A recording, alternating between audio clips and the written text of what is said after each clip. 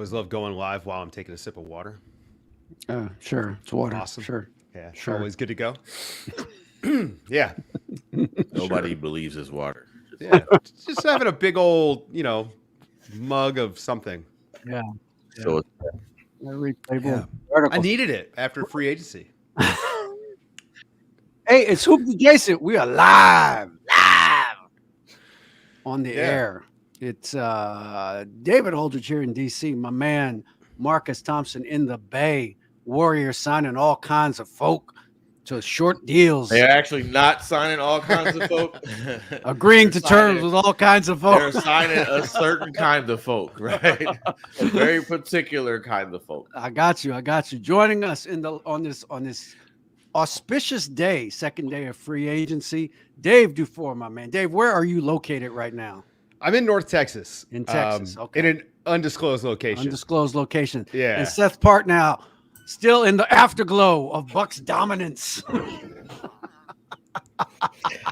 It's What are amazing you? how fast people turn the page here. There's Bucks Nation is alight on Twitter with their thoughts about free agency so far. Talking repeat. They're Hey excited. man, forget this free agency, DA. I got some like milestone to share. What you got? This is Hoops Adjacent. I got a little bit of adjacentness. Okay. You guess what I did yesterday? What'd you do? High school orientation. Yes, I sir. even bought the sweater. I did the parent sweater where I went and copped the sweater. My daughter is going to high school. Wow. Oh my goodness. I'm freaking out a bit. It's you know what I'm saying? Like the leadership team is on the campus. And, Right. I'm like, yo, crazy. It's crazy, isn't it? I just graduated from high school, Marcus, not too long ago. Facts. So, On some Billy Madison tip, right? Where oh my God, that would be. How much fun would that be? I'd have a blast. He just terrible. Awful. My guy just passed away, right? The guy, what's the guy's name that gave the speech at the end? It was the principal at the end of Billy Madison. Damn, what's his name? He was on SNL for a million years as a writer, and he gives a speech about what you just said. Award you no he died? points. Yeah. Oh, I didn't know he passed away. died. Just like 3 days ago or something. Yes. Shut up. I'm so sorry. I can't remember his name. Josh? Is it Josh? No, it's Robert. I think something. Oh, this is awful. Somebody look it up. Let us know in the comments. Yeah. What his name? That's Yeah, one of the sad. funniest speeches of all time. he gives it so deadpan. It's so brilliant. Yeah. But Kelly, he goes to DuFour at 8K. I don't play around, guys. I take this very seriously. Basketball is serious business. It as is I serious. always say. It is business in the NBA, in the business of basketball as we go through this. Now, look, it actually started last week when the Lakers got Westbrook, but let's put that to the side for now. Let's talk about everything that's happened in the last 19 hours, let's say. And starting with Miami going expendables and just bringing all the old guys in. Miami and the Lakers going expendables. But there's method to Miami's madness. It could work. They could win a championship with that group. It could also be a flaming disaster. I wonder what you guys think about it. You can go around the room, just start talking. Don't. There's no order here. Just talk. I'll start then. Like it. Yeah, go ahead. Listen, Kyle Lowry is a very good basketball player. I think if you add him to your team, that's a good thing. I'm not really worried about the money at all with Kyle Lowry. It's more the Jimmy Butler money, but we'll get to that, I'm sure. This is a great move for them. They added a good point of attack defender. It was one of their weaknesses last year. Kyle Lowry, obviously, we don't have to talk about him all that much as to what he brings as a leader and the stuff he brings on the court. His shooting is going to be important for them. I worry about some of the other fits, with that roster when you roll out Jimmy Butler, PJ Tucker, Bam Adebayo. What's that space going to look like for Duncan Robinson? We saw what it looked like in the playoffs against the Bucks, and it wasn't great. Yeah. But I look, if you are a contender, you have to make moves to get to the finals, right? And clearly Miami was not as good as they looked in the bubble with the same roster. They saw that, they knew it, and they looked to make upgrades. And I think this is what you do. This is what if you like the Miami Heat, you're pumped because hey, we're doing something. I agree with Dave. I think that the the PJ Tucker move is almost too cute. I feel like a little bit too much of that move was based on wanting to take him away from the Bucks. As much as he's needed and useful on this team, I would have liked to see them use kind of that money on kind of some younger athleticism. You can't win hating, Seth. You can't win hating, right? No, I'm trying to build a championship by hating. They're like, oh, we're gonna hate on the Bucks. That's how we're gonna win. No, but to win it, for them to be a or a contender, like Kyle Lowry and Jimmy Butler have to get to the playoffs healthy. And that's a pretty that's an old core, and who is going to take those minutes, because they don't have a lot of avenues to add more playable guys to the roster right now. I would say that would be what I would worry about. That's an old team they spent a lot of money on. And I like Kyle Lowry. I even like Jimmy Buckets. Did they answer the Giannis question? Did they answer the KD question? The KD, Kyrie, James Harden question? I don't think they did. I don't think they still have the firepower to match. And I'm sorry, Seth, but PJ looked a little old down the stretch, right? Like you don't have to tell me.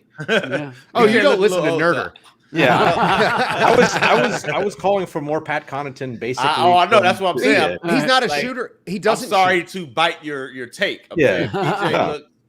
PJ just looks. Oh, you could see him. He was still good. He was effective, but you could see it waning. But you can't be in the East and not answer the Giannis question. You got to get through Giannis, and you got to get through KD, and you still got to get through Embiid. And I don't know that they did it. It feels like, as one of the commenters said, they might have bought a 6 seed. Well, they could have done a better job, I think, with Blake Griffin instead of PJ Tucker. That's a good call. No, I know what you're saying. And to me, it's not even so much about PJ Tucker, because these numbers they're not great, but they're not horrible. It's a 2-year deal, right? I mean, it's not hamstring you in any way. To me, it's the question. The thing that's interesting to me is that you really think Duncan Robinson has another level, right? Like you don't pay a guy $90 million to just be the same guy, right? You're saying he can be better than he is now. He's going to do better than he is now. And you're believing that Tyler Hero is going to bounce back to bubble Tyler Hero, right? So to me, those are two, you can say gambles. We might be back in the bubble, so it's possible. Yeah, well, we might be back in the bubble, right? So, but that to me, for the Heat is the fascinating thing. I did not believe they would not use one of those guys as bait, to your point, Seth, to get that athletic wing, to your point, Marcus, that might be able to stay in front of KD and stay in front of Giannis a little bit. And they haven't done it yet, and it doesn't look like they're going to do it now. So it is nice that you add a guy like PJ Tucker, who is accustomed to fouling constantly, to a defense that just fouls for the entire 48 minutes, right? Like, so he is going to be fine defensively. Right. He's going to fit right in. Yeah. But when he's not shooting the ball, it's going to kill him. Yeah. And they are not going to be able to play him with Bam in the playoffs. And Jimmy Butler, and listen, shout out to Matt Moore, because he pulled this up from Action Network. The list of players that play more than 20,900 minutes in their first 635 games. Jimmy Butler's one of these guys, but I'm going to name some other guys. Anything come to mind? Chris Webber, Moses Malone, Steve Francis, Spencer Haywood, Jamal Mashburn, John Wall, Alonzo Mourning, Blake Griffin. Microfracture. That's what comes to mind. So, I mean, there's a lot of miles on Jimmy Butler. And look, it's maybe the cruise business is back. I don't know. Maybe you don't care about that $380 million you just doled out, but you're right, man. That 6 seed, that rings true, and it's what it feels like. Maybe they're a 5 seed if everything pops off, and of course they're hoping to get to the playoffs healthy and all those things. But is this a playoff roster? I mean, it's a playoff roster. Is a championship roster? Well, championship. You got to add. You know what I mean? You got to add Miami Heat culture to the equation, right? No doubt. But that's what I'm saying. Like Heat culture, baby. They'll get them in there. You got to really believe Duncan Robinson is an all-star caliber level of player to me to dole out that kind of money. I mean, let me. I mean, you're talking about a playoff contender caliber roster. It's thin, slow, and small. It is small. Which very small. You can get away with. I think you can get away with one of those. Yeah. All three of them seems like a lot has to go right. Yeah. Especially because we just saw what happened. in the playoffs. Right. The Bucks were big as hell. That's right. why. And that's part of why they beat. Yeah, they just bully balled them. Yeah, no question. Let's talk about Chicago for a minute. Now, the Bulls, kind of showed their hand. Everybody knew they were into Lonzo. They wound up getting him. I think on a really good deal for them because my assumption was it was going to be marketing that would have to be involved in this for them to get Lonzo, and they got him without putting marketing in the deal, which I think is a big win for them, no matter what you think of Lonzo. So I think it helps them, a lot. And then adding Caruso on top of that, I thought they had a pretty good day. I thought the Bulls did pretty well. They moved Satoransky's contract too. Yes. Garrett Temple. Look, the Bulls. We can't call it a home run because you didn't get LeBron James or Kawhi Leonard, but you got pretty good. Lonzo Ball, who is a perfect glue guy. I think he's going to be really, really great with Levine. He's going to be great on the defensive end when you've got Vooch behind him. Alex Caruso, one of the 6 or 7 best guard defenders in the league. So your point of attack defense, where you've got that weak center behind you, like weak rim protecting center, that's huge for them. So that's 2 big time upgrades. Lonzo offensively is going to be fun with Levine and Vooch. Mm-hmm. And, he's not going to run a lot of pick and roll. That's fine. He's not going to attack the basket a lot. But what he's going to do is those hit-ahead passes. He's great at finding unique angles in the half court. And you've got 2 pretty unique scorers in Vooch and Zach Levine that are going to be able to play off of him. I love Lonzo Ball as a player generally. I think he's really grown into, this perfect 4th or 5th starter guy. Like, I called him Danny Green 2021. Yeah. Right, the passing, you can trust him more on. It's high praise from Dave. Anyone? That is Danny the Green. highest praise. And so, I think that the Bulls just this was 2 sensible moves that make them so much better. They could be this year's Knicks and surprise us. It extends to me. It really helps Zach Levine because now you got 2 guys that can guard perimeter people that he doesn't. You can always hide him on the worst. You can always hide him on the worst. Zach Levine after Team USA is about to be a stopper, baby. Come on, are you watching this? Are we going to 2-way player Zach Levine? Is that what we're going to get? That's what you watch what Team USA do to Zach Levine's defense. It is happening, DA. Well, here's the other thing though. They got a good chance here to extend Levine. Yes. Right. Yes. And I think making these sorts of moves, I think he's going to look at it and say, okay, well, we're doing good stuff. We're trying to win. The part that really intrigues me about this is I think one of the things we lost is Zach Levine off the ball. I think he's an incredible slasher. I think he's obviously a great finisher. His transition game is exploded. You kind of just don't see that anymore with him being okay, give me the ball, I'll go cook. I think with Lonzo, that's another element to his game. And we're seeing that Zach in Team USA because he's not Mr. Everything, right? Yes. He's knocking down the corner threes. He's finishing in transition. He's slashing.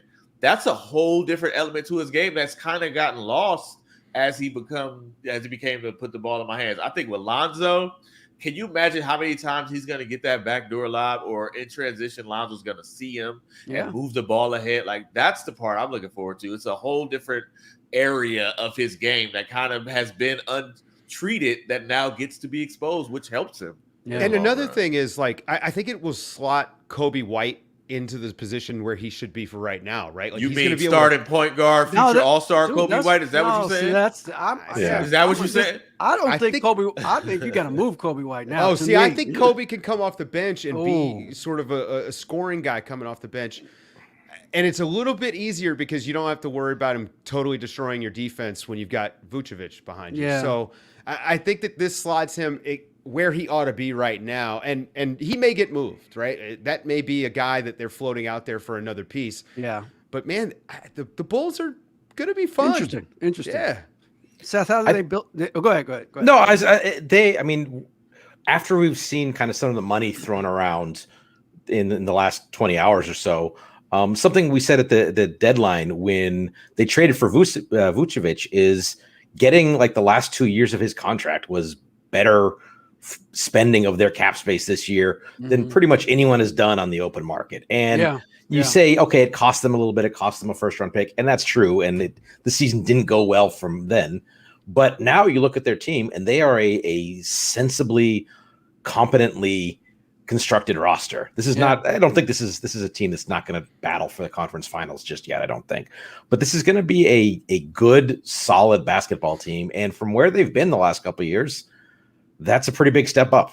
Yeah, there's still room for improvement. They still have Lowry. I mean, Patrick Williams could. Yeah. I mean, I think a lot of people like his potential, and that's that if he develops into kind of the all around four that people are expecting, like that's another big jump this team makes. Yeah, and the Bulls ought to be good, right? Like it's Chicago. Yeah. Come on. Yeah, but you take Kobe White and Markkanen, I think you could get a pretty good player for that. Another flip. You flip those two guys for a solid, unspectacular, Otto Porter 5 years ago type of three. Did you say Golden State Warrior Otto Porter? Is that what you said? Did you say 3-and-D extraordinaire Otto Porter? I think he's a great fit for them. If they could get Danny Green, right? Like this would be perfect for them. Yeah, somebody like that. Are you shaking your head in agreement? No, Seth just every team. Look, every team needs Danny Green, guys. I just Danny Green. Yeah. It was 8 years ago. Every team needed Serge Ibaka, and now every team needs Danny Green. Now, 8 years ago, I said Danny Green. You've got to put a stop to this. You need to do the yeoman's work, Seth, and end this Danny Green business. Well, hang on. Now, look, I think Philly had a really good shot at winning the title if Danny Green had been healthy, right? That was the piece that they missed big time the second he was out of that lineup. Yeah. And the Danny Green, because he would have played for Ben Simmons down the stretch. Is that probably. There's that too. But the Danny Green archetype is, I mean, it's why I actually talk about Danny Green all the time. Because if you can get that sort of player on your roster who always knows where to be on defense. I mean, his transition defense, we know, is just one of the best of all time. A willing three-point shooter who actually can stick shots and really just doesn't make a ton of huge mistakes. Like, Danny Green is never going to just kill you. Yeah. And you know that. And those guys are just few and far between in the league because he's above average at just about everything except for dribbling. Seth, we're still talking about Danny Green. I know. I checked out for a second because I've heard this. I've heard this spiel before. I think. What about? It's coming up in the chat in the comments. Is DeRozan the piece? For who? For Chicago? No. Lowry Markkanen. You flip that. You add DeRozan to this team. What does that do? Well, I mean, with San Antonio, it's not Danny Green. I know, but Kobe White. I had heard that San Antonio was in on Markkanen. And so I was surprised with the McDermott and the Collins. I'm very surprised by the Collins signing. McDermott, I'm not. McDermott is a legit rotational guy. Sure. Who makes shots. He's very good at the rim. Doug McDermott. It's a lot. It's a whole lot of Doug McDermott they bought. It's a lot. It's a lot. But I'm not. I mean, just as a basketball player, I think he's fine.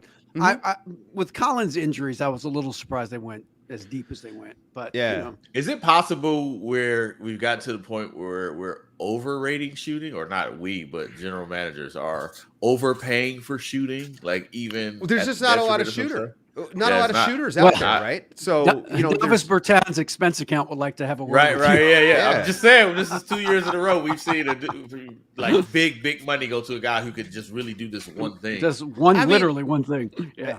It's funny to say that when we also talk about it being a make or miss league, right? The shooting is worth what people are willing to pay for it, and especially this year where there just aren't any shooters. I'm actually surprised that Danny Green's still sitting around. I guess he's got a lot of offers. I know, but he's the one guy that I'm waiting to. If he talks about Danny Green, can we put him on like a timeout, a yellow card for Danny Green? But the Duncan Robinson deal is, you're keeping him there. You've got to make that move because you've got Lowry, you've got all these other moving pieces. The McDermott one just, I don't know. I mean, is San Antonio expected to compete because they signed Doug McDermott? Like, what is that? And so I think that to Seth's point, it's an odd spend more than anything. I think Doug McDermott's been fine. I liked him a lot. The stuff he did this past season in Indy, his stuff with Sabonis at the coming off the elbow for these threes, it was fantastic. And so you can see the utility of the player. It's more just, if you're the Spurs, you've got all these super athletic wings already. Man, why don't you just slide one of those guys up to the 4 instead of bringing in McDermott? I like McDermott. I do think we're seeing a trend where, and maybe I'm just like, maybe I was so disappointed in Joe Harris and Davis Bertans, but you give these shooters all this money and then they don't make the shot. Now the money's worth. You spent all the money for nothing, right? Like if they don't make the shot, and there are players who can shoot and aren't getting 90 million, aren't getting 80 million. So it's not like you can't get it, but it's really coming at the expense. And by the way, I cover a Warriors team with two of the greatest shooters of all time out here begging for other players. Right? Like they've got like $90 million locked up into two greatest shooters of all time and still need more. Right? I just wonder if we get to a point where it's like, all right, I know you can shoot and I know it's scarce, but my goodness, do we need to empty the bank? Because if Joe Harris doesn't make shots, he's useless on the court, and that's a tough place to be. Davis Bertans, if he literally has to make every shot to justify that contract. Yeah, Davis, yes. He's got Joe Harris 10 of 11 every night. I think Joe Harris is a little bit better player than Marcus is giving credit for. He's an okay defender. Matter, though. You saw him in the playoff series. It literally doesn't matter how good you go 1 of 11 in the playoffs. I don't care if you can defend. Right, I'm with you. No, I get it. But it's very much like, again, it is. Shooters are going to get paid right now. You got to be able to shoot. But we also know that one-dimensional players wind up getting played out of the playoffs. So I think that's a great point, Dave. Because to Marcus's point, like I think, the guy who shoots 39% and 36% is getting a little too overvalued. And then the guys who I think we've really started to see it the last couple of years in the playoffs, the guys who are really valuable, who really elevate in value are like Terrence Mann. I could make a shot, is athletic, can play, can defend multiple positions, can switch, can get up and down the floor, and so I think we're almost moving out of an era of specialization into an era where it's important for players to be able to do a little bit of everything. Nobody be a basketball player now. Drew Holiday. And he had games where he couldn't shoot at all. 420 in the finals, and was their second most important player. It's about hitting timely shots and doing a bunch of things like that. Feels more valuable. Let's talk about. Let's go to the left coast. Talk Warriors. The best coast. Yeah, I wasn't going to say that because I don't believe it. But I like what the Dubs did. I like the economical way the Dubs added to their roster. Couple of they lost Bazemore, but I think Otto Porter is every bit as good. You're down bad you're down bad, Dave. When it's like, oh man, we didn't get Bazemore. We didn't keep Bazemore. I think the bigger thing about Bazemore is that you lost him, not that he left. It's that they offered more money, apparently, more years, and he left. Yeah. What does that mean? But if you're saying that you're serious about contending, what does it say about the guy that you had in house that left? Yeah, and not a star player, by the way. A guy that should want to stay with you. The guy that got a shoe deal because he's Steph Curry's good buddy. Right. Yeah. I mean, sometimes the Warriors are not inexperienced with kind of stumbling on the right thing by accident. Yeah. So I like, I'm not making it a David Lee to Draymond comparison, but I think that whoever they get in that spot is probably going to. I think a lot of Warrior fans agree with you. What this says, by the way, and I do think part of the reason Ken Bazemore left is because like it's all about Klay Thompson. Like all of this, none of this matters if Klay Thompson doesn't return good. Nothing matters. And if he does return, right, and he looks like Klay Thompson, and maybe Kent has seen him in some practices, and it's like, there's not going to be – Klay looks pretty good. There's not going to be much left for me here. But if, like, these signings matter, they're great signings if Klay Thompson is good. Right? Yeah. If Klay Thompson is not good or he needs more time, then now it's like you're in a rough spot. You're banking on – let's hope Otto Porter can play because he's got to play. Right?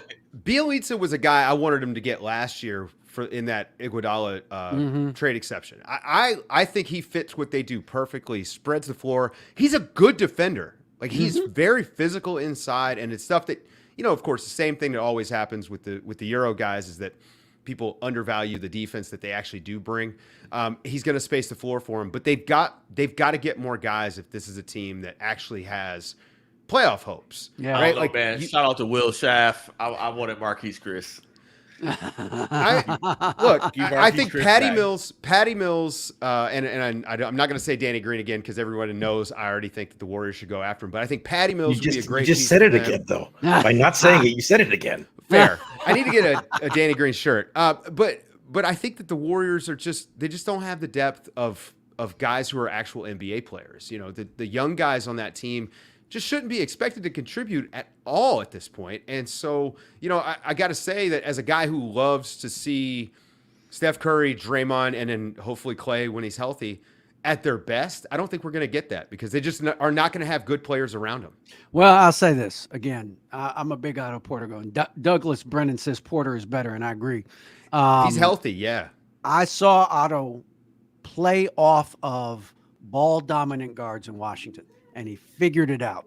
And he became a very effective player for the Wizards, playing off a Wall and Beal and really not getting many touches at all. But he made his touches count, and he defended the hell out of people. So if you look at his injury report, though, from the last 3 years, it's not good. Nuts. But it's a good risk. Yeah. It's, hips, knees, lower body, not good. You don't like, it's not, these are the things that get guys out of the league. I grant you that.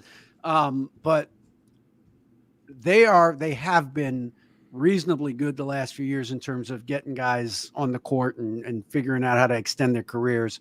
And he's not going to have to carry a big load offensively, certainly. And I don't even really think defensively, with Draymond and Wiseman back there, he's not going to be playing a ton of 4. He'll play some, but, I think Otto could really help them. I really do. I think that's a very, very good acquisition, and he's a team guy. He's not going to complain, So, yeah, I like that sign. I like that signing a lot. But let's we haven't talked about. Well, let's do the Lakers first, and then we'll do the Clippers.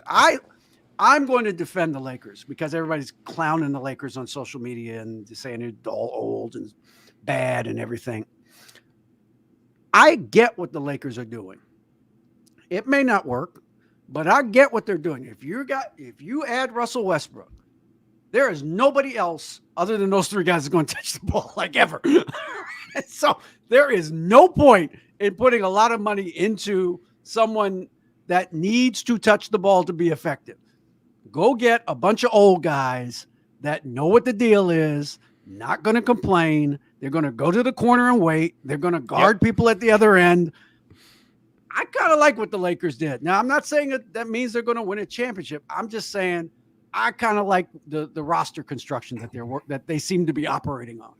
The Trevor Ariza one was great, I thought, because it's not going to cost them any. Like the opportunity cost is so low, and I think that they're trying to avoid some tax payments, Seth. Yeah. And if you just got a bunch of guys. Imagine a contending team trying to duck some tax payments. Who would do that? But you wind up with just players who know how to play. The learning curve is not going to be very steep. And then by the time you get to the playoffs, hopefully you've got it all figured out. You've still got LeBron. You've still got Russ. You've still got AD. And the rest of these pieces really just don't matter all that much, like you said, DA. And I also think that it could be an active trade deadline for the Lakers, right? Like they're not going to be done putting their roster together until then. So here's this is a criticism of 2 teams, and it's the Lakers and the Bucks. And it's not so much that keeping Alex Caruso would have been good for them, but the thing that it really hurts them is when it comes to the trade deadline, it's going to be hard for them to add anybody because they don't have anybody to send out. And similarly with the Bucks with PJ Tucker, it would seem heartless if you sign him and trade him again. But there's no crying in baseball, and we're trying to win a title here. So that's really both teams picked up some extra second round picks kind of in the wash around draft time. And that's what those second round picks are for is in season. You realize, okay, we need a backup point guard. We need a backup center. We need something here.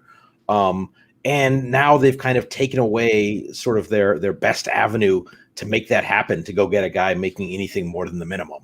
Yeah. And I think that's going to be a problem is that both teams have tried to kind of finish their teams in August when they're not totally sure what they're going to need until January. Those $7 to $12 million contracts come in handy, right? Like Kelly Olynyk signs a surprise early deal. Yes. But that thing is probably going to be super tradable. I mean, maybe they attach another first round pick. Yeah, right. But I think they'll be able to move it. You're right, Seth. I can't countenance the idea of the Lakers blanching at a guy because of money. Are you Right. kidding me? You know what I mean? Like, Well, the Dennis Schroeder thing, the Dennis Schroeder thing is interesting here because that's another tool that they have is the sign and trade with him, but there's no market. Well, David. and they can't.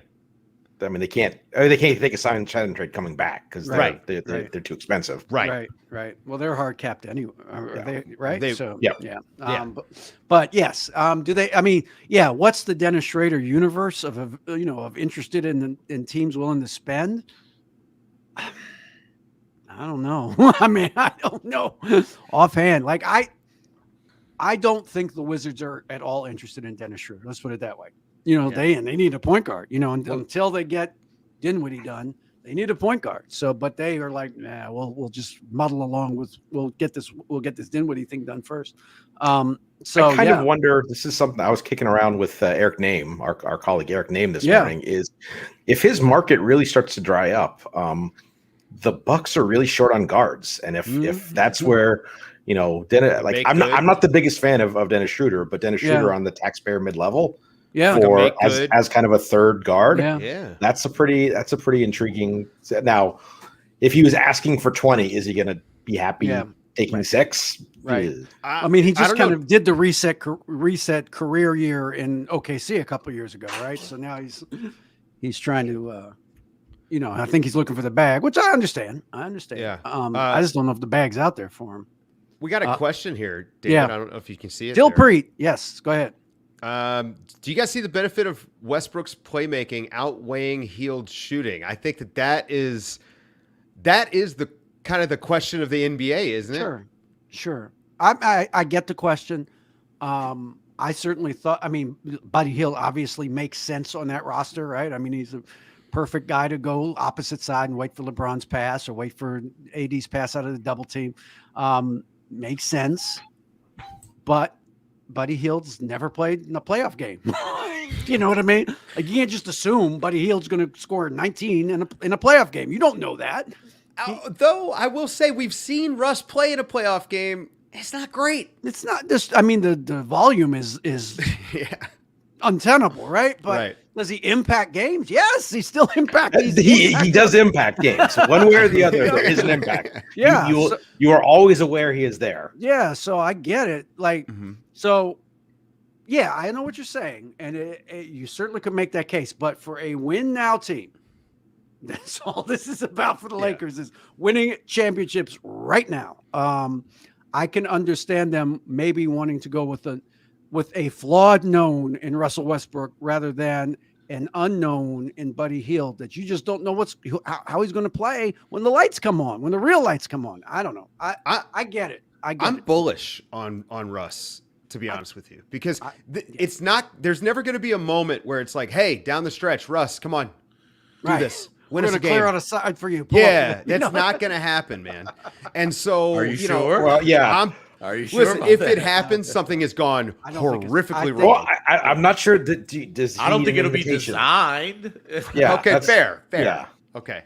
But I'm just saying, Russ is not blowing off LeBron James to go rogue. No, I don't see that. I think that sells Russ short in terms of his understanding of basketball. Absolutely. But and also his own understanding of who he is, While the results weren't necessarily great in DC for him at the end of the season and in the playoffs, I think a lot of the process from him was better than what we've seen. He spent more time getting to the corner. He got more corner threes.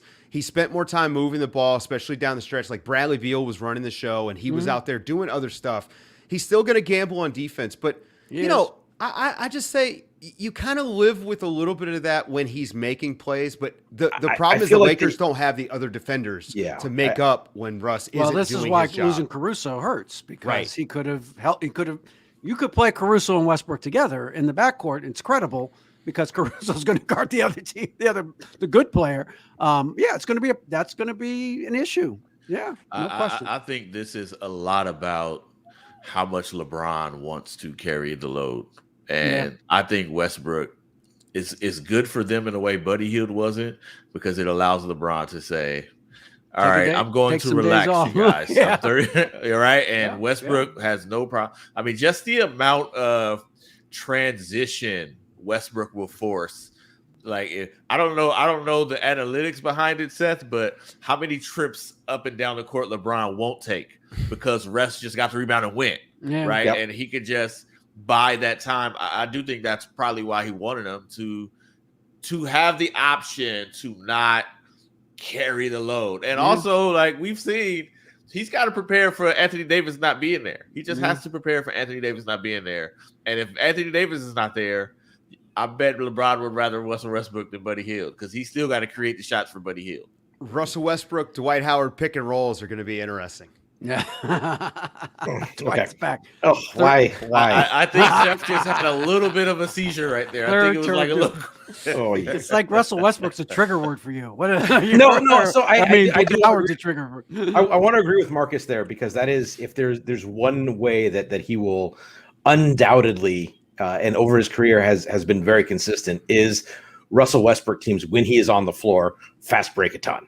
And he is one of the best players in the league at generating pace. The question I have is who's going to run with him? Like, look, they signed a bunch of old guys, and it's a little bit like Miami, where you would have liked to have seen maybe a little more athleticism because, Russ going one on the world on the fast break is what it is. So, and I think we're going to end up in those situations a lot because, Trevor Ariza, is he, busting a gut to get to the corner? You know who's going to run with him, Seth? You know who's going to run with him? Kent Bazemore, baby. Why do you think he's there? Baze is ready. Baze is ready to run at all times. All right. What now? We haven't talked about the Clippers because the Clippers haven't done a whole lot. Later at the beginning anyway. They re-signed Batum, which was big. That was big. That's true. That was big. That was big for them because certainly the Warriors were interested in him. A lot of teams were interested in him. What do we think Reggie Jackson's number is? And I asked that. I'm not trying to be a smart ass about it. I really don't know. Like he really was great in the playoffs. Like he was great in the postseason. I don't know. I don't know. Like he's already gotten one big deal in his career. Is it given that he's going to get another one with the Clippers? My question is how much is the bag important to him? I thought, did you guys remember the press conference he gave, kind of the exit press conference he gave? Yeah. Like, as you said, this is someone who's made a lot of money in his career. And this is always something that's hard to understand from the outside is, your motivations and what's important to you can change at different points in your life. So if he's wholly focused on getting the bag, there's probably something in maybe the low teens out there for him. Mm-hmm. But it does seem like there's some interest in being with a group that he likes, that he trusts, that is rewarding. Just to the journey part of it is rewarding, not just we're going to win a ring. It's I am going with these guys, and that seemed like it was really important to him. Yeah, and he gets to be the guy, like with no Kawhi, like he's essentially continuing the scenario from the playoffs, right? It's him and PG like running the show. That I can see why that's appealing to what is Reggie 30, right? Yeah, like 30. Like at some point, that stuff becomes more valuable. But to be fair, so to me, like we were talking about shooting before, to me, the Reggie Jackson version is more appealing if I'm a winner, right? Because it's not just the shooting, it's the shot creation, right? It's the ability to go and get a shot. And he shoots it at a pretty, like when he's one of them dudes, when he's rolling, like it's a bucket. To me, that is more valuable than a guy who could just catch and shoot. So I'm interested to see how that market works, right? Where maybe the purity of shooting and the percentages get you the money, but the shot making may not be as valuable, which to me is weird after what we watched him do in the playoffs. I'm interested to see what he gets based to kind of gauge that paradigm. What did he shoot? Like 43% on 8 shots a game or something? Yeah. I mean, like he's good, but I think the bigger thing for him was he looked healthy. Yeah. Right? Like he had a little bit of like juice in him when he would attack the basket. I think you're right, Seth. Like he could probably get better money elsewhere, but That interview really stuck with me too, because I think that's a guy who has been, found a home, right? But also, like, think about the way people have talked about this guy. Yeah. Before he even left Oklahoma City, when he said that he felt like a starting point guard, people made that seem like it was a bad thing. I'm sorry, man. I want my basketball players who want to start and to want to be great. Like, I don't have a problem with that. Like, that's cool. Yes, it's Russell Westbrook, but I don't care. This is awesome. And then, he goes to Detroit. He's got the knee issues. The shot creation off the dribble for him in the playoffs, I mean, that was the difference for the Clippers after they lost Kawhi. Yeah. Big time. Yeah. And so I'm actually surprised if there isn't a bigger market for Reggie. I've been surprised we haven't even heard it. I think he's probably coming back, and I think it's probably because of what Seth said. Yeah, I actually hope he stays there. Campaign is in that bucket too, I think. Right. I thought he took a discount. Yeah. Yeah. Oh, by the way, speaking of Campaign, I'm fine with what they gave Chris Paul. I mean, I think certainly it's not all guaranteed, so sure. You know what I mean? So and I get a team like Phoenix that was just awful for a decade, and when you get a sniff of being great again, you got to hold on to that. I get it. So I get that. Their goal for this offseason should have been all about not taking a step back. And maybe you don't get to the finals next year. But you can't just lose Chris Paul, lose Campaign. You know what I mean? I think that even just from a PR perspective, you got to keep that going. I think Ayton's the next one, right? Like they're going to sign him to his max. And of course you want to add some pieces because you saw your needs. I don't know if JaVale is the piece, but it's at least a step in the right direction. I'm fine with JaVale as a backup center. It's fine. Mm-hmm. And hopefully by the time you get to the playoffs, he's a 5-minute a game, 10-minute a game tops guy for you. Yeah. And I think that, Phoenix bringing the band back is so smart. Like you got to do that. And you have to have a center because when Ayton got into foul trouble, they just got annihilated by the Bucks. Yeah. Like it just got crushed. So yeah. And Sarge was hurt, but I don't know if Sarge would have helped him because he's tough, but he's just there's a certain point, man, where like I'm sorry, Brook Lopez being that big. This is the big human being. Yeah. Speaking of that, what was interesting? Why did Bobby Portis only get $9 million? Good question. I mean, I think that's a hometown discount, right? I mean, that's a hell of a discount. And that's a guy saying, "Hey, I just want to stay here. I like it here." Let me just point out that he is a player option on the second year, and they'll have early bird rights on him after next year. And so then, just hypothetically, there might be a 4-year, $50 million contract that is in the back of people's minds. There was a way we could keep. No, I mean, there's not an email somewhere, right? It's not a Joe Smith thing again, is it? Like, I'm wondering if there's more of kind of an understanding between this and the Bucks or between Bobby Brown and the Nets about kind of what next summer looks like. It's like. Bruce Brown. Excuse me, Bruce Brown. Bobby Brown is that's my territory. All right, so a lot of people want to ask. They want us to talk about the Pelicans. So who wants to go first? Seth, you want me to set the scene? I kind of want Seth to go in. Yeah, so. Go ahead, Seth. The floor is yours, sir. Okay, just let me just let me you just set the scene, DuFour. Okay, if I like here we go. Moment. All right, so you lose Lonzo aside. Ball. No, put the contracts aside. Okay.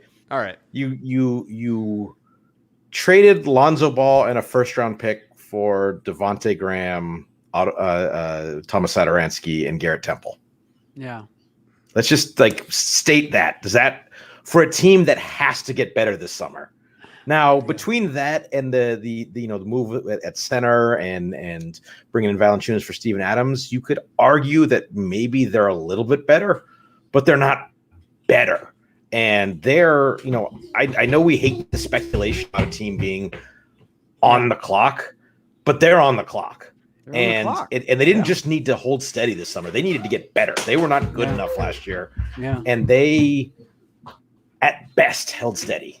And burned assets to do so. And I don't understand the sort of the through line of their move starting last week with that move to clear space to then do what they did this week. They were all in on Kyle Lowry. Like that was plan A, plan B, plan C, So plan D is Devontae?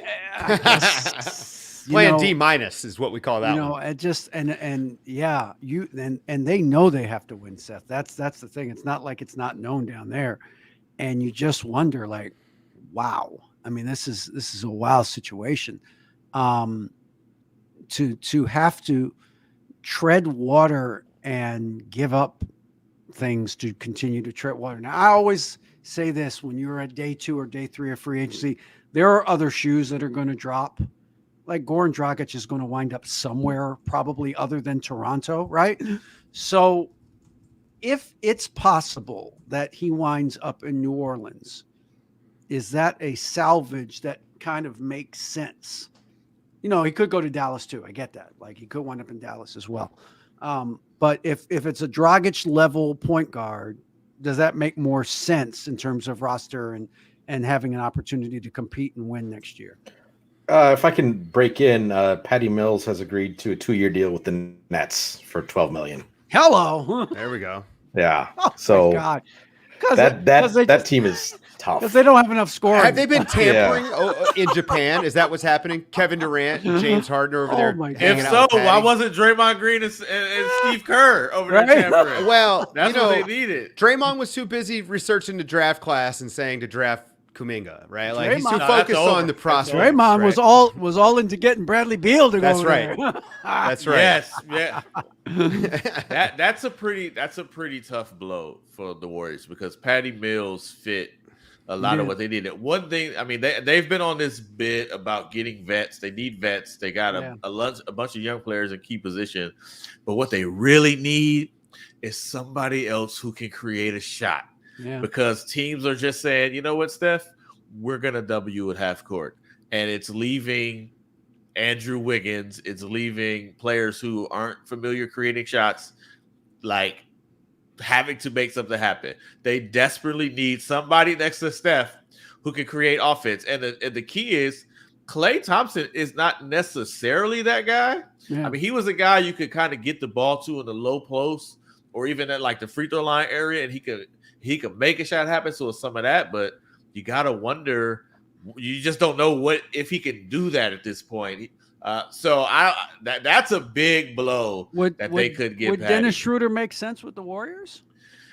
In the sense that if you want to torture Steve Kerr, like if he's an NBA player, right? Yo, Steve, hey Steve, man, we really want to test your powers of sports psychology. Like we're gonna get you Dennis. No, but Dennis still is a good player. I think Dennis taking $6 million. But I mean, it would have to be short. Likes to play with Dennis, right? Like that's the big thing. If your whole shtick is basketball joy happens here, you don't bring in Dennis Schroeder, right? And back to Seth's idea about maybe Milwaukee, like that's a different situation there because he just came off of a ring. I think that you could get maybe a little bit more. I'm not gonna say humble version because basketball players should not be humble ever. It's part of the job, right? But you might get a guy who's at least more willing to get along on a 1-year type of make good thing. But man, the Warriors, you're right, Marcus. Like, there's just nobody else who can come in and stir the drink. Stealing Seth's line here, but they just don't. I mean, is Monte Ellis? Can he still get a bucket? I know Marshawn Brooks can, right? Anyone. I'll take it up the floor. Get somebody. Jordan Crawford. Hey, Lou Williams. Lou Williams on a minimum, right? Hey, go get Jamal Crawford, baby. Isaiah Thomas is out there. Not Jamal Crawford, Jordan Crawford. I'm saying Jamal Crawford. Go get. Hey, but Seth, we gotta pause and identify this moment that just happened where Dave just did not mention Danny Green. Like it was right there. It was right there. And he brought up Marshawn Brooks. Like, well, we're talking bucket getters, right? I'm just saying, I figured Danny Green was suitable for all. Danny Green does everything. Danny Green doesn't get buckets, guys. Danny Green just makes your team win championships, right? There's a difference. Who can the Warriors get that makes that 6 minutes where Steph sits to start the second and fourth quarters less anxious? Because right now it's like the entire Bay Area is like, please hold on to the lead, please. I mean, like who DeRozan can they get isn't. DeRozan. DeRozan, according to Chris Haynes at Yahoo Sports, DeRozan is meeting with the Clippers today. So that's interesting for the Clippers, honestly, because again, they're going to be without Kawhi. I'm guessing for the whole season. Yes, that's a good move for them if they can bring. Look, DeRozan to me is at this point completely underrated. Sure, absolutely.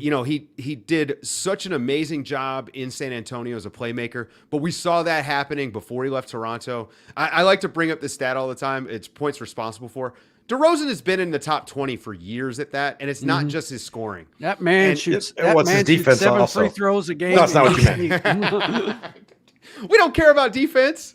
No, but he gets buckets. He gets to the foul line right all the time. And he finds shooters. Yeah. He finds shooters, and he would fit well with what they already do in LA because they basically. I mean, he's not as good as Kawhi at that stuff, but he's pretty good at it. And pretty good. And if they could get him at the, I mean, what do they have left available? To Taxpayer, right? Taxpayer. Is it the Taxpayer mid-level? Yeah. That would be a heck of a pay cut, I would think, for him, but he doesn't have a deal. So but look, here's my backdoor plan for Kirk Lacob and Bob Myers, who better be listening to Hoops Adjacent.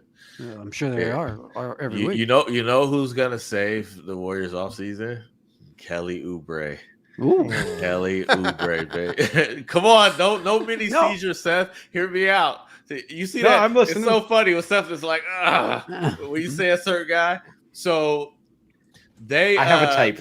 They can, wherever Kelly Oubre signs, and obviously everybody knows he's probably not going to get as much as Kelly Oubre thinks he's going to get. Right? He's probably expected 20 something, but if it's 10.4 million where he signs, the Warriors can try to get involved, turn it into a sign and trade, get a trade exception, and then I'm telling you, Bob Myers, take that trade exception and you go and get Joe Ingles from Utah. That's the move. Wow, Ingles is available. That's the move right there. Problem is, and this is not being talked about enough. I don't think we hear it with the Lakers. We know it's an issue with the Warriors. The problem is money. The problem is, but the only people who don't care apparently is the cruise lines, right? Why is Utah giving up on Joe Ingles? I really like Joe Ingles. But they're just not athletic enough up front. They've found that for several years in the playoffs. Like for all the talk about Rudy Gobert, this and that, they got beat because they got beat off the dribble. Every from every spot on the court in the second round. That's true. And so you can't. And Joe Ingles is probably more movable than Bojan Bogdanovic. So that's I mean, if you want to know what, like that's he's why. expiring, right? Ingles would fit in really, really well there. No, he'd be perfect. He can run a pick and roll. Yeah. Got a good shot. I mean, that's a guy who is the learning curve for playing with Steph Curry is going to be a flat line, right? Like I think you can plug him right in day one, and they're going to have good chemistry. So I mean, I love that, Marcus, and I think that's actually the way that they should be going. Because it's a much better player than anybody else who's on the market. But here's the problem: that's $13 million times 4.5 or whatever the repeater tax is. Wonder if they can convince Utah that they need Oubre.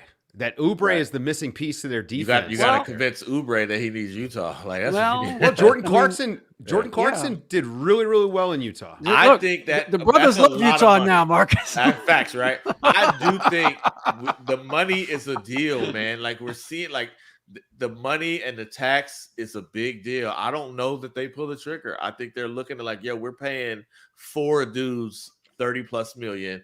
And they're about to re-sign Steph to another extension. 85 cajillion. Yeah, right. So it's a lot of money to add another whatever the repeater tax would be on Thursday. It's a lot of money, and I think they might balk at that. I think there's a clear financial ceiling coming off a pandemic where people lost a lot of money, except for in Miami, apparently.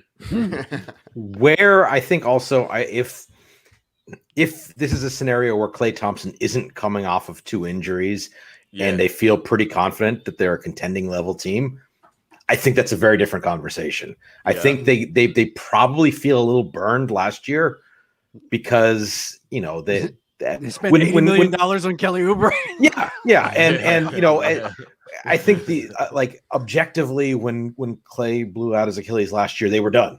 last year as a contending team. And they, I mean, because of the timing of when it happened on the morning of the draft, which I can't even imagine having to recalibrate in like 6 hours after you've worked on that for months. But so they kind of, they threw a lot of good money after bad at that point. And I think that probably, there's probably some singed fingers from, Yeah. All right, let's go under the radar. We always talk about the East Coast and West Coast teams. Who has had so far, let's put it this way, a quiet but effective first 24 hours of free agency?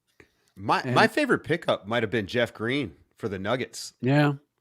I mean, it's a low money move, but Jeff Green is underrated. Another guy who just underrated. Yes. And he's a piece that the Nuggets needed, right? Like, think about it. We saw him play some small ball 5 in the playoffs. Sure. And he was okay. But it's not a piece that the Nuggets have had, really, because JaMychal Green is not that guy. Right. They brought him in thinking maybe he could be, but and Jeff Millsap Green was that guy, but probably not that guy anymore. Right? Yeah. So they got more athletic, I think. And it's such a small move, but also keeping JaMychal Green. Yeah. Big deal for them. So, a lot of green in Denver.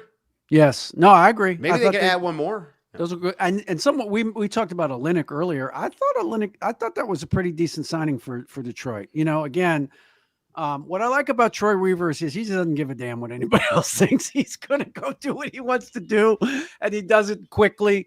And look, the Plumlee thing did not work out. I think that's fair to say, right? So that was a mistake.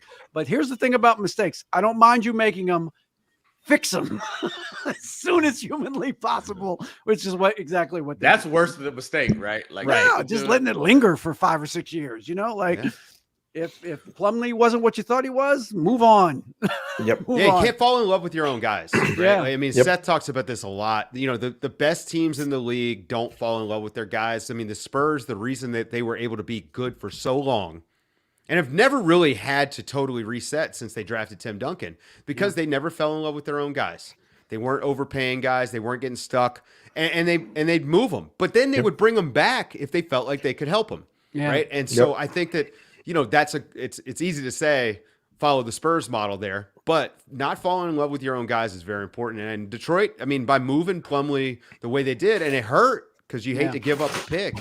I do think that's a good sign for them going forward. And with Olynyk, you can envision a scenario where his spacing in the middle, like especially if they go small, his spacing is going to open up the floor for all those young guys to attack the basket. So like he shot the lights out in Houston. I think, there's a certain amount of toughness that you're going to get with him, which is great for a young team. Yep. But that contract's going to be movable no matter what because it's the NBA. So you're never stuck.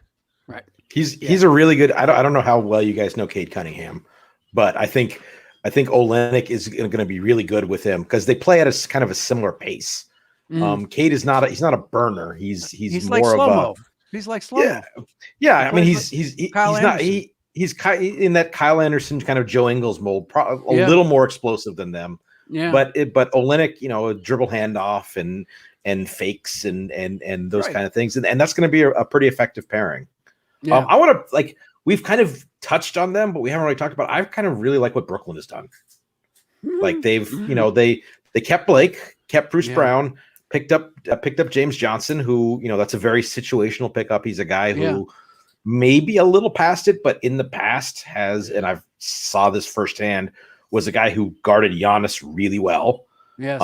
And now that was sort of early and pre-MVP version of Giannis. So but if they're a team that is wisely, okay, we're good enough to be a contender. What do we need to do to beat the other contenders? And they're looking around and picking up the little pieces they need. To kind of and Patty Mills also just now, so that's enormous for them. That's a great sign. Yeah, Brooklyn and Detroit. I really love what they've done, but it seems like here I worry about Kevin Durant still. Like he's carrying Team USA right now, right? Yeah, you're watching those games, like he can barely come out. And that's just one. Yeah. All right. I got my phone is blowing up because your boy got the bag. Because he got the bag. A second $200 million contract. 4 years, $215 for Steph. Wow.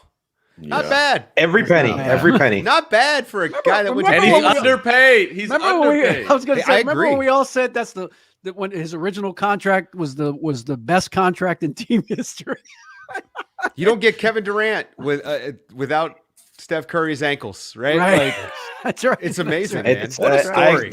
There's actually an entire section of my book that's coming out this fall talking about that. So I'm glad you brought that up. Luck. How luck?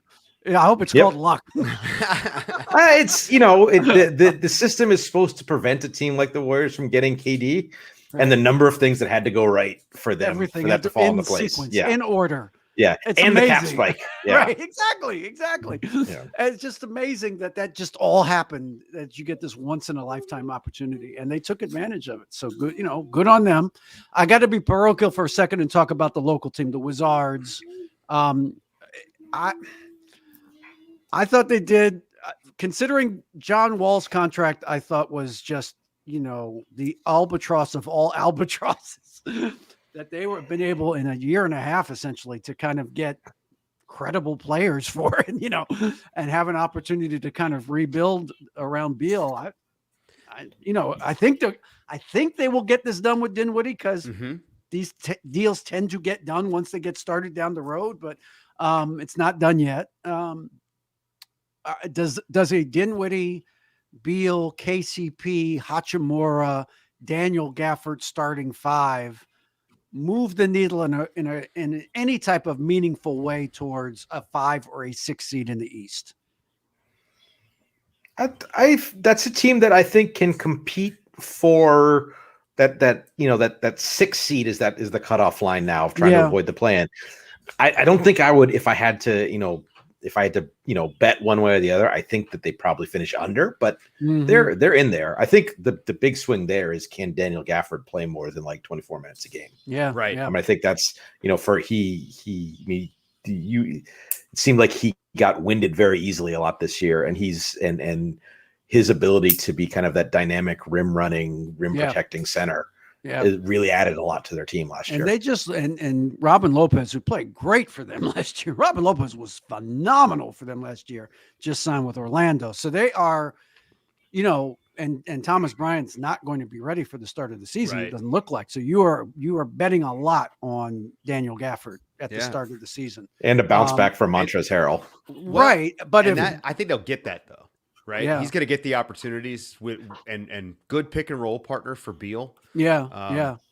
Now here's this is where maybe because the rumor is that Brooklyn would, to facilitate this, wants them to take DeAndre Jordan.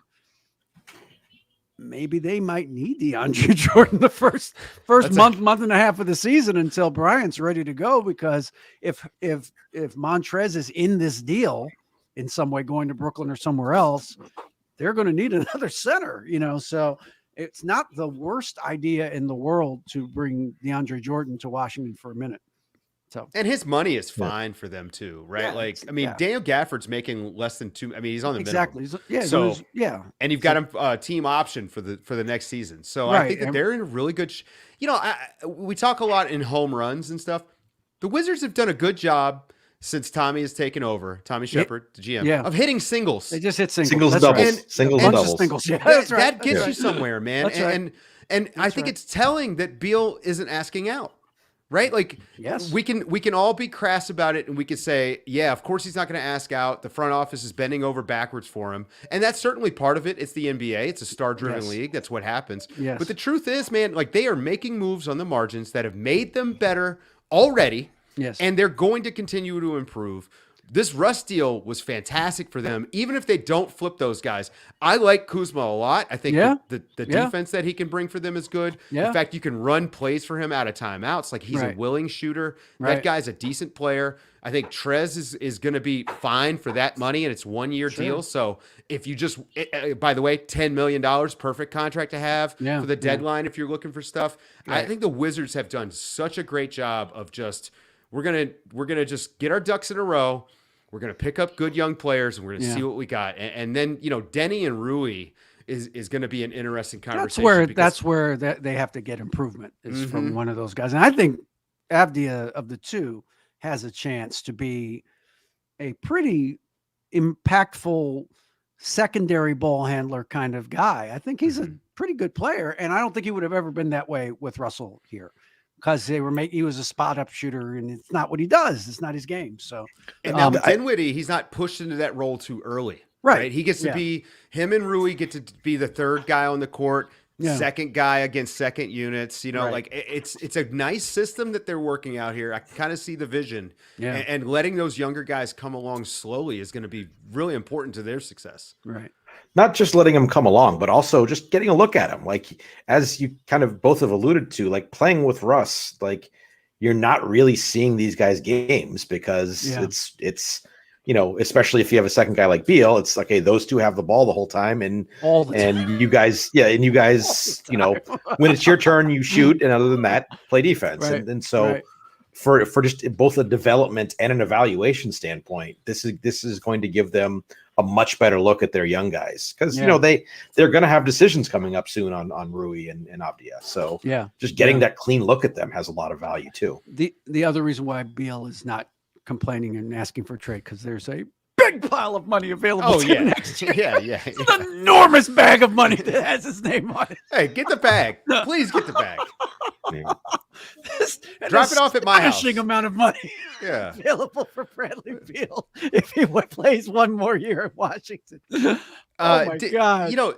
Dinwiddie, while he's not a great shooter, he does put pressure on the defense. He's good playmakers, big guard. Yeah. You think their defense is at least going to be slightly better with him. That's what I was telling somebody the other day is that they are, they've got size now. I mean, Dinwiddie's Beal's not a huge two guard, but he's not a small one, right? Dinwiddie's a big point guard. KCP is long and kind of rangy, 3-and-D kind of guy. So, and Gafford blocks everything, tries to block everything. So defensively, they could be a little better next year, and they don't have a point guard, frankly, who's always going for steals and getting out of position. So, so who's going to get all those rebounds though? That's the question. Fair question. Bradley Beal. Oh, hey, Carmelo just signed with the Lakers. This is awesome. I love this. Laker. There you go. I love this. You said the Expendables, right? Congrats on the Lakers for winning the 2010 championship again. I think, what we're going to find out is that the Lakers have been ahead of the game here. They've actually invented time travel. Okay. So that they're signed these guys and they're going to go back in time and grab the 2012 versions and just run roughshod over the whole league. This is going to be awesome. Not only for basketball, but for science. This is great. I think Melo, you know what? Fine. Good for you, Melo. Go play in LA for a year. Why not? Can Dwayne Wade come back? Let's do that. Hey, and they also signed Malik Monk. Now that's a great signing. I love that. Yeah, that is a good signing for them. Yeah. There's a guy who'll run with Russ. Yes, absolutely. There is a guy that will run with Russ. That's exactly right. Man, is what a free agency period for the Lakers. It's funny because I like what they're doing. I'm telling you, I have no problem with what they're doing at all. Yeah. Zero problem with what they're doing. It's funny to get Melo and LeBron together at this point in their careers. Yes. But not to have Chris Paul, who was a free agent. Like Chris Paul is going to make $30 million potentially at 40 years old, right? Yes. That is all non-guaranteed. He's not actually going to make that money. Right. And then Melo is signing a minimum deal to play with the Lakers. Yes. Would you have thought this 6 or 7 years ago, DA? No, I would not have. I did not see this. I was surprised. I thought Melo was done 2 years ago. Is he not though? As he's not Carmelo Anthony anymore. Sure. We all understand that. Yeah. But as a good team guy, as a chemistry guy that other guys like and want to play with, and don't mind if he takes a couple of bad shots in a row because he's Carmelo Anthony. Nobody looks askance at that. At least they didn't in Portland the last couple of years. They're like, hey, it's Carmelo. We love him. Hey, So that certainly will be the case with the Lakers, I think. And another depth guy, another guy that's not afraid, that's played in 1 million playoff games, All right. I don't think, fine. Fine. And he won't play in the playoffs for them. No, probably not. I think Malik Monk might actually be more of a guy that takes playoff minutes, but that's fine. I don't have any problem with what the Lakers are doing. I'm okay with that kind of assembly of talent, given the top 3 guys on Kent Bazemore. Kent Bazemore's getting roasted right now. Oh my God. Hitting on Baze. I love Baze. Baze is my guy. All right, let's I don't know that there's a limit. We can talk as long as we want, I guess, but until they pull the plug. So what do we think is the resolution with Ben Simmons? Where does he wind up? What are the options, right? Like this is the question that I keep asking myself. Who wants Ben Simmons? Now he's a good basketball player, so I'm not saying that he's not useful. He's a really good basketball player. I mean, he is. There's a strong argument that he is the most versatile defender in the league. Yeah. We know all of his credentials, so I'm not knocking Ben, but there are limitations to what he can do for you. Sure. But I think in the right situation, those are strengths. And but it's just when you look around the league, there aren't a lot of teams that can trade for him. Right. We just saw Portland keeps coming up because everyone just thinks of Dame or CJ as a guy that could get traded for Ben Simmons. But does that fit really work? Right. I think Ben Simmons needs to be a guy who he's not your full-time 5, but he's playing quite a bit of 5 for you because he is a big. Yeah. And the more you put the ball in his hands in the half court, the worse your half court offense is going to be. So with those limitations in mind, is there a fit somewhere? I don't know. Like if Draymond wasn't in Golden State, okay, I get it. That would make a lot of sense. But I'd rather have Draymond. Yeah. Would you why can't it be Wiggins and draft pick and one of the guys they just picked? Do you want to have Ben Simmons and Draymond on the court together in crunch time? Yes. Yes. How you may have trouble scoring. You know who's also going to have trouble scoring is the other team. and you have kind of the cheat code. Ben Simmons would be their starting center, right? Like he would start at the 5 for them. Why not? I mean, what center in this league? What center other than maybe Gobert can Ben Simmons not guard? You know what I mean? Like, and if he can, Draymond can. Right, Draymond, exactly. He can Embiid, guard every center in the league. Embiid. Would the Warriors is that something that they would go for? You think, Marcus? Like Wiggins for Ben Simmons? Obviously, an upgrade of a player. Not at the prices. Not at the prices Daryl Morey wants, but if you obviously it wouldn't be an even swap, but there's a sentiment in the organization where it's like there's no way you could play those two together, and then there's a sentiment like, yo, Ben Simmons is really good. The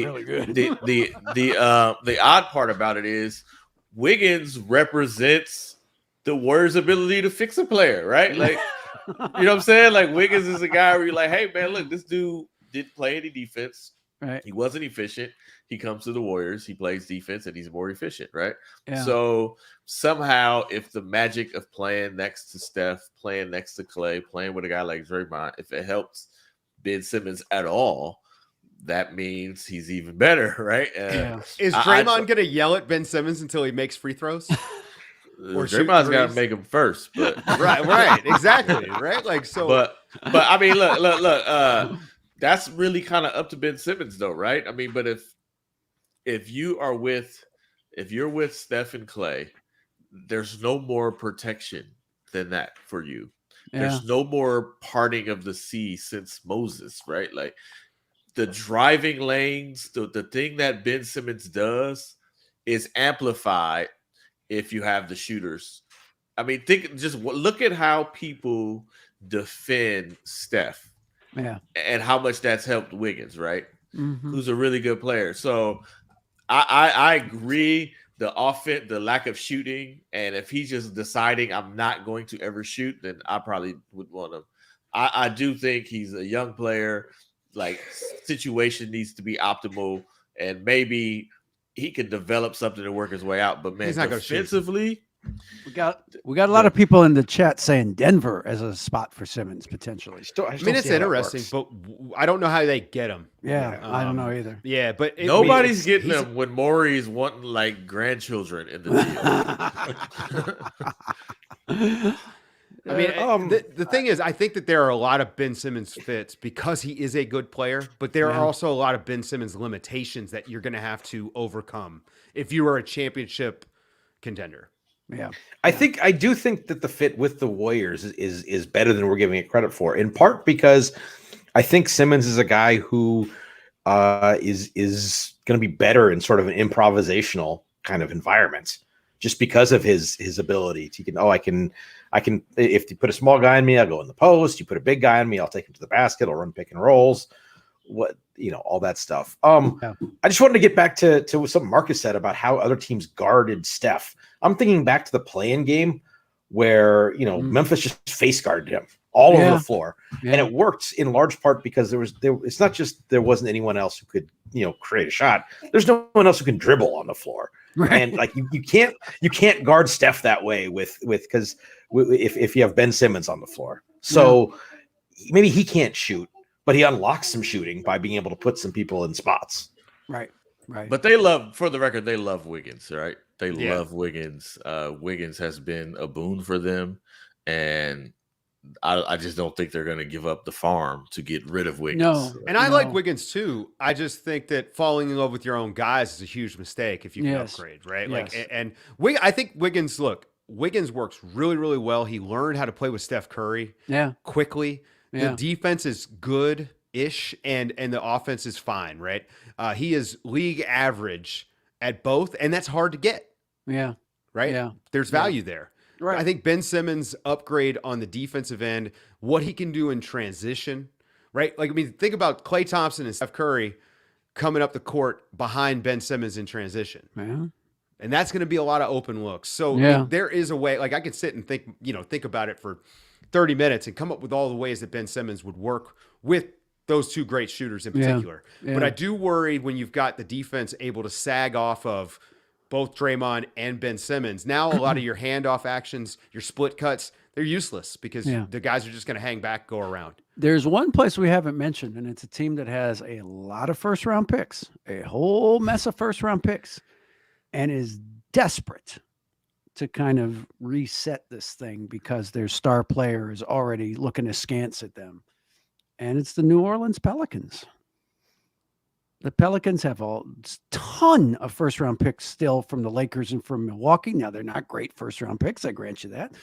But they've got they've got a couple of young guys like Kira Lewis. They've got some young guys on their roster that you could package with some of those picks.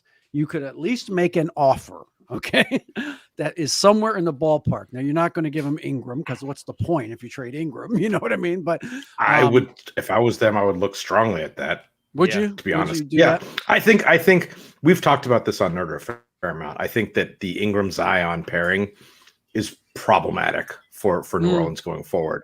In large part because they do sort of similar things and neither really plays defense that much. Okay. Right. And so that's fair. That's a lot sort of tied up in overlapping guys. Yeah.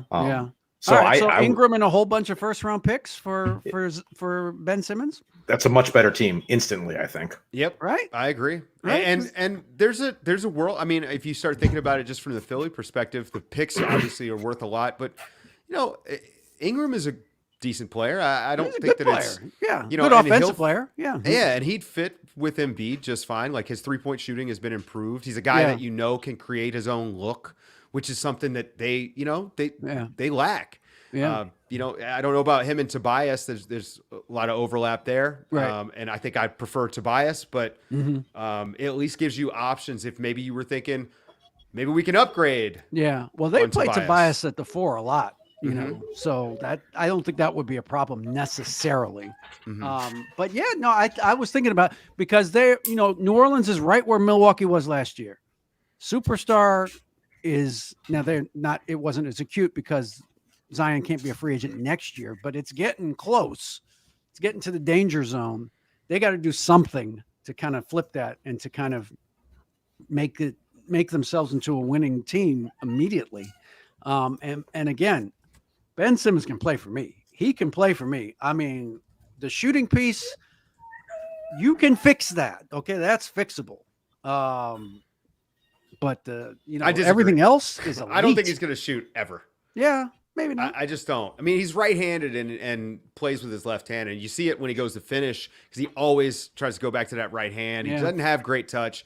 But with that being said, he is such a unique athlete and player that we see it work in spite of that limitation. Yeah, like I say, that's what I'm saying. He's that good. We focus so much. Really good. Right. We focus so much on the 10% of his game that isn't there that we miss the 90% of his game that's better than most of the guys in the league. And so I'm with you. He could play for me anywhere. Yeah. It's just that I'll figure it out. I need to have good pieces. And the Warriors do have the shooting, theoretically, if Clay is back. Sure. And obviously with Steph, that you can see like, okay, that's something that can work. But, they love Wiggins. Yeah. They love Wiggins and Marcus Thompson. No condescension in that. Two guys they're never getting rid of. All right. So Jade says we should talk about the Knicks and then wrap it up. So let's talk about the Knicks. Again, we talked about this before we went on the air. I mean, it was okay. It wasn't great. It wasn't awful. It's a little bit of an overpay, I think, for Fournier, but it's not ridiculous overpay. It's, and they kept all their guys. Now, you could say they had all this cap room, and it's really 2 years in a row they've had all this cap room, and they haven't really done very much with it in terms of bringing in other guys. But they've identified guys that they like, and Derrick Rose is always going to be on scholarship on any Tom Thibodeau team, Right. So, yeah. you know what I mean? So, okay, that's the Taj deal. Gibson also. Right. Yep. So you signed when you sign Tibbs, you're gonna inevitably have Derrick Rose and Taj Gibson on your team. So that's okay. So I was fine with it. I mean, what did you? I mean, I'll shut up now and let you guys talk. So go ahead, Seth. No. They were always going to be, I think, a little bit of a candidate to even take a slight step back this year, just because they got the first year bump of Tibbs where everyone's playing really hard. They played really hard on defense. They maybe caught a little bit of good fortune with opponents not shooting well, and then I would say I don't think it's unfair to say they got exposed in the playoffs. Oh yeah. And then taking all of your cap space and deciding to run that back. Yeah. I think that's a little bit of buying some of their. For them, it was a great, feel good season last year, but it feels a little bit like too much of their own press clippings. Kind of they bought, and then let's run it back. And are they a top 4 seed in the East by any stretch now? Are they? I mean, I think they're almost to my mind at best the 5th best team in the East. Yeah, and you have to really think Mitchell Robinson and Barrett have another level to go to, right? I mean, you have to really believe that. Yeah, I'm not sure I really believe that. Then you just look at the teams that we feel like got better, right? Like the Wizards got better, we think. Yeah. The Bulls got better, and I think they're kind of all going to be in the mix in that 6. Right. The play-in is going to be really, really Indiana's, fun every year. I think, going to be better just because of Carlisle. Right. I mean, they'll be organized. You know what I mean? Things won't be so crazy, right? If the Hawks will have a full season of McMillan. Yeah, right. If the Knicks had Fournier, do they beat the Hawks? Maybe. Probably not, though. I don't know. I mean, that series wasn't close. It wasn't close. No, that's what I'm saying. That's why it's a bit underwhelming. That felt like, you got a measuring stick up. You got washed.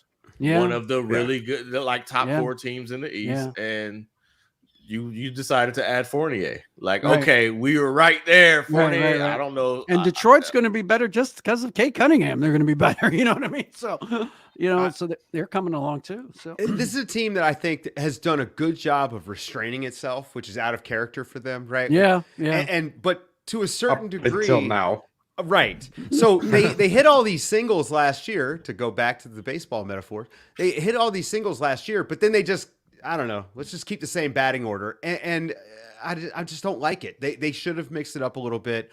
Nerlens, I like bringing back, right? Like that's a good move, and he's a guy that you're going to be able to flip somewhere else if you need to. He's on I mean, that deal is great. But I don't know. I think that they didn't really do anything.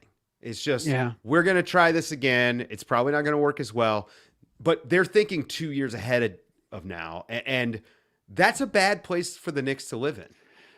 Yeah, because we've seen it just come back to burn them. Yes, what are you saving years, all that right? cap space for? 20 man? years. Yeah. Zion is what they're saying. Well, right. Okay. All right. Yeah. They are certainly in the Zion speculation business, no doubt. I mean, I think that's that may not have been the intent, but I think that's sort of might be how all this plays out. Is a lot of those deals are going to be sort of expiring when that situation perhaps comes to a head. Right. Yeah. No, I agree. All right, gents. Well, this was fantastic. I think we have to get back on the phones now, all of us, and see where all these other people are going. Yeah. I'm just going to wait for Marcus to tell me. Exactly. Thank you all for listening and watching and joining in with us. Appreciate the questions, most of them. Only a couple of dumb questions here. Come on. Yeah, there's only a couple of dumb ones in here. I won't say for sure, but there's a couple of dumb ones. Were they the questions about how good is Danny Green? Because those are really good. Well, that's a dumb question because everyone should know. It's very apparent. We will regale you with more tales of Danny Green on our next live podcast. But thanks for joining in. We always want you to leave a review. 5 stars are nice on Apple and Spotify, Google Play, wherever you listen to podcasts. Marcus, if it's less than 5 stars, what do these Bamas need to do? Keep it to yourself, you hater. All right. Out. We're out. Later.